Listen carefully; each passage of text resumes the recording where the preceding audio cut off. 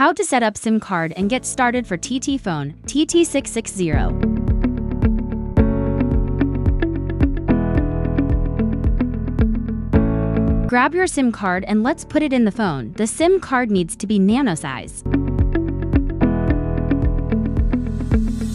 Slide the SIM card in carefully. You've inserted the SIM card.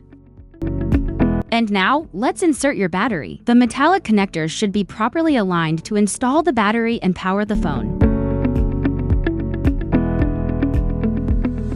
The battery has been installed. You can now replace the back cover, and then we'll turn on the phone. Just press and hold the red button at the bottom of the phone for 3 seconds, and the phone will turn on.